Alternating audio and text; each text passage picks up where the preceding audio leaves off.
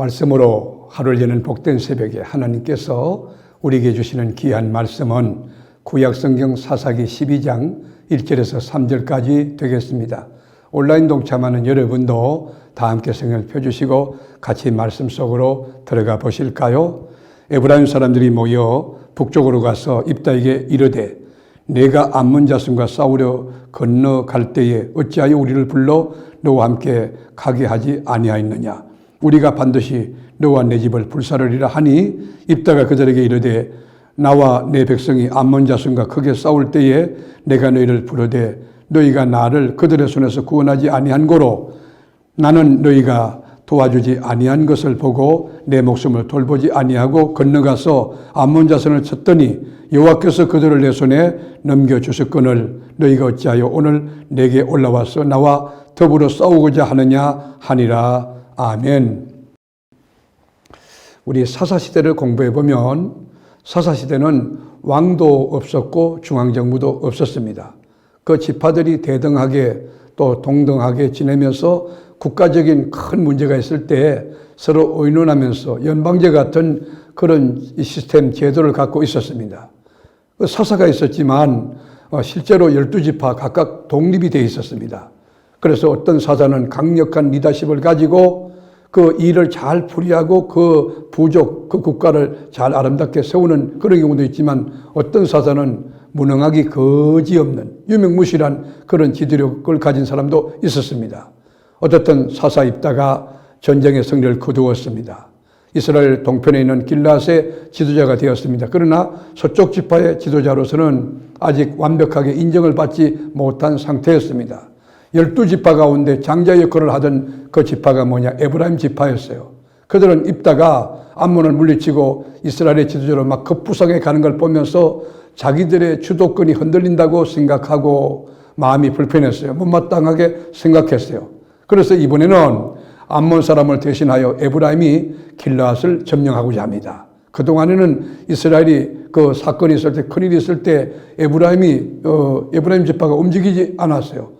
어떤 일도 그가 참여하지 않으면 안 되는 그런 위치였는데 여러분, 이 에브라임 지파가 지금 와서는 오히려 방해하는 거예요.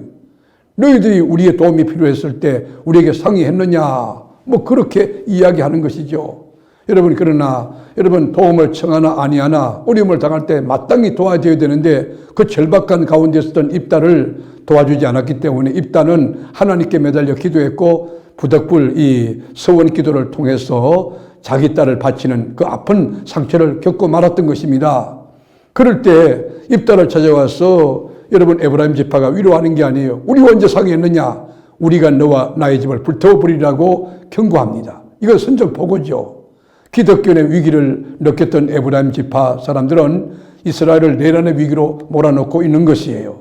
여러분, 약한 사람이 어려움을 당할 때 최선을 다해서 살려고 하는데 도저히 안 될 때 우리는 격려해주고 박수 쳐주고 그를 위해서 중보기도 해주고 힘내라고 그렇게 손잡아줘야 되는 것이에요. 로마서 12장에 보면 거룩한 언약의 공동체 지체들은 기뻐하는 사람과 함께 기뻐하고 슬퍼하는 사람과 함께 슬퍼하라 그렇게 말했어요. 여러분, 슬퍼하는 사람과 함께 슬퍼하는 것은 쉬운 일일지 모르겠어요. 그런데 잘 될 때, 형통할 때 기뻐하는 사람과 함께 기뻐하는 것은 쉬운 일이 아닐 수도 있는 것입니다. 어떻든 여러분 길앗은 전쟁에 지쳐 있었어요. 입다는 딸을 잃고 슬픔에 잠겨 있고 깊은 상실 가운데 빠져 있었어요. 그럴 때 동족의 위로가 필요한 때입니다. 근데 에브라임 지파는 위로는 그냥 입다를 막 흔들어 대기 시작합니다. 그 상처 입은 데다 소금을 막 뿌리기 시작합니다. 에브라임 사람들은 길앗 사람들을 비웃었습니다. 너희는 도망친 사람이다.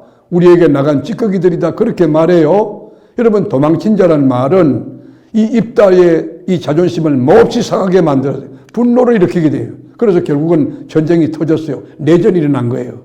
에브라임이 완벽하게 패했습니다. 남은 민간인들이 변장을 해서 요단 나루턱을 건너서 목숨을 부지하고도 할 때에 길앗 므낫세 지파가 나루턱을 지키고 있는 거예요. 길목을 딱 지키고 있다가 도망치는 에브라임 사람들을 차단시키고 하나하나 검문합니다. 그럴 때 곡식 이삭이라는 뜻을 가진 단어 십볼렛이라고 하는 그 발음을 하게 해요. 십볼렛이라고 발음을 하면 나루터에서 죽이는 거예요. 그래서 죽은 사람이 에브라임 사람들이 42,000명이 돼요. 예민한 바람을 통해서 에브라임 사람들을 잡아내고 그리고 그들을 다 처단하고 죽인 것입니다. 그러나 입다는 결코 요단강까지 가서 건너가 가지고 에브라임 지역까지 가서 그들을 보복하지 않았어요. 왜요? 자기 경계를 지키는 거예요. 자기 땅에 정당한 방위, 정당 방위를 하는 것입니다. 여러분, 왜일까요? 이 입다가 딸을 잃은 슬픔 때문일까요? 입다는 여러분 6년 동안 사사로 일하다가 죽었지만, 여러분 그 성에 묻혔지만 입다가 사는 날 동안 평안했다고 하는 기록도 없어요. 그리고 입다에 대해서 여러분 아름다운 그런 이야기를 그 역사는 평가하고 있지 않고 부정적인 인상을 주고 있는 것입니다.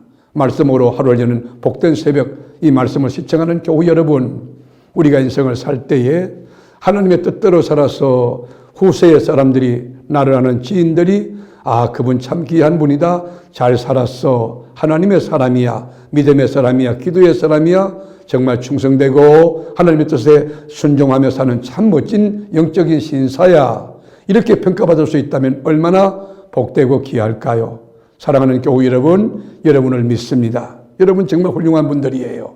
하나님의 말씀을 여러분 붙들고 그 말씀을 묵상하고 그 말씀을 세워가며 여러분은 사는 날 동안 주님의 영광, 삶의 족적을 많이 느껴 아름다운 그리스도의 발자취를 남기면서 주님을 영화롭게 하고 기뻐쓰게 하고, 너는 내 사랑하는 아들이라고, 너는 나의 기쁨이고 나의 면류관이라고 주님으로부터 칭찬받는 우리 사랑하는 교우들이 다 될 수 있기를 주님의 이름으로 축원합니다.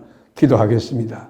주님, 짧은 사사 6년 동안 이렇게 하나님 일을 섬겼지만 역사가 부정적으로 그를 평가하고 있습니다. 우리가 산 날이 얼마일지 모르지만 그리스도 안에서 포도나무 되는 주님과 함께 주님의 뜻을 주님의 방법대로 잘 감당하여 주님의 기쁨이 되고 주님의 자랑이 되고 주님의 면류관이 되는 우리 사랑하는 교우들이 되게 하옵소서. 오늘도 험난한 세파를 헤쳐갈 때 우리 주님이 길과 진리와 생명이 되시고 넉넉히 이기게 하시고 담대케 하시고 하나님의 영광, 하나님의 역사를 일으킬 수 있도록 도와주옵소서. 우리를 죄와 사망 가운데서 건져내신 예수님의 이름으로 기도드립니다. 아멘.